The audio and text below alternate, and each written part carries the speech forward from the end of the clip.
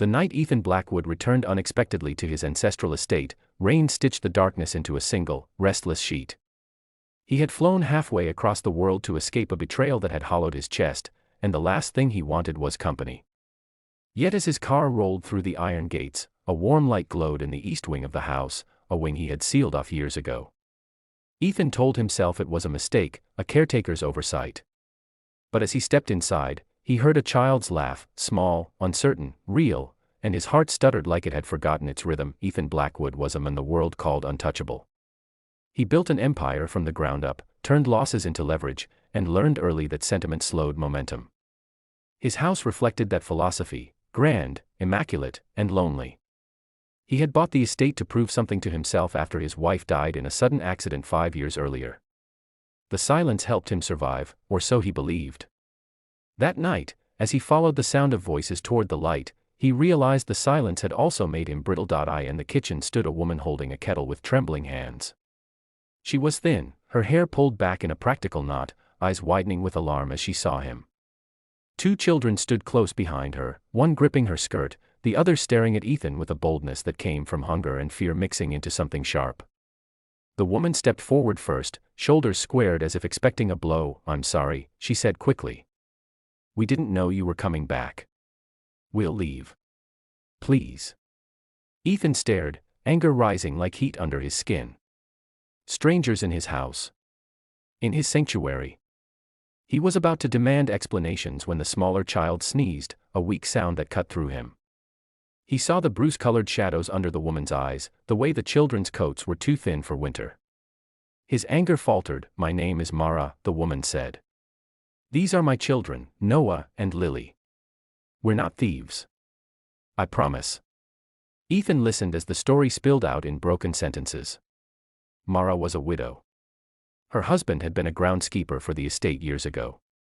After his death, debts piled up, rent rose, and the city chewed them raw. When winter came and eviction followed, she remembered the empty wing of the house she had once cleaned as a temporary worker. She broke a window, patched it with plastic, and promised herself it would be only until she found something else. Days became weeks. Weeks became months. Ethan should have called security. He should have sent them away. Instead, he felt something crack open inside him, a memory of being 10 years old, sleeping in his father's office when the bank threatened foreclosure. He remembered the way shame clung to him like cold. "You can stay tonight," he said, surprising himself. "We'll talk in the morning." The relief on Mara's face collapsed into tears she tried to hide. Noah stepped forward then, chin lifted. "Are you really the owner?" he asked. Ethan nodded. "Then, thank you," Noah said, as if it mattered. Morning brought clarity and complications. Ethan's lawyer called, furious when he heard about the trespassers.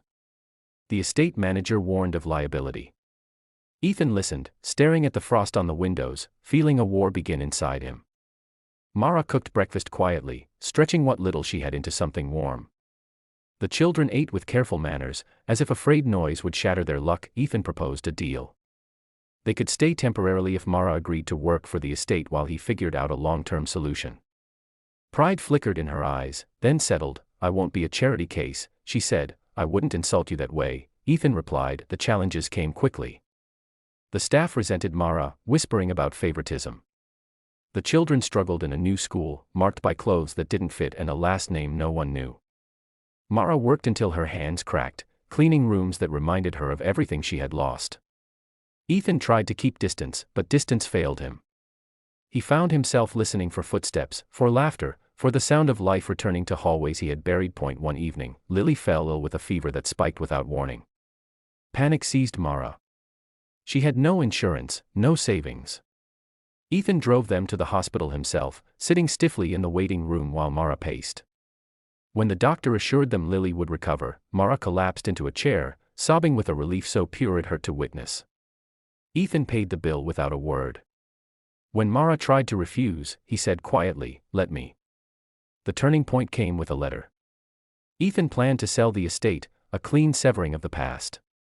The sale would mean Mara and the children had to leave. When he told her, she nodded, thanked him for everything, and began packing that night. Noah watched silently, jaw tight. Lily cried in her sleep. Ethan stood in his empty study, contract in hand, and felt the old grief rise again. He realized the house had never been the problem. The absence had been. He tore up the contract. Instead, he offered Mara something radical. A long-term lease at a symbolic rent. Help with schooling. A chance to train for a permanent role managing the estate's community outreach, a role he created on the spot. It wasn't charity. It was investment. Mara hesitated, torn between pride and survival. Then she looked at her children and chose hope. The final challenge came from the world outside. A journalist discovered the story and twisted it into scandal. Headlines screamed about a billionaire harboring squatters. Investors panicked. Ethan stood before a boardroom and told the truth. He spoke about responsibility, about the power of stability to change lives. He didn't flinch. The backlash faded. The house transformed. Laughter became common. Noah learned to trust again, excelling in school. Lily grew strong and fearless. Mara found her footing, her voice steady, her eyes bright. One spring evening, Ethan watched them in the garden, fireflies stitching light into the dusk. He realized that wealth had never been the point. Shelter was. Not walls and gates, but belonging. When people later asked what changed everything that year, Ethan never mentioned the money. He said a widow and 2 children taught him how to come home.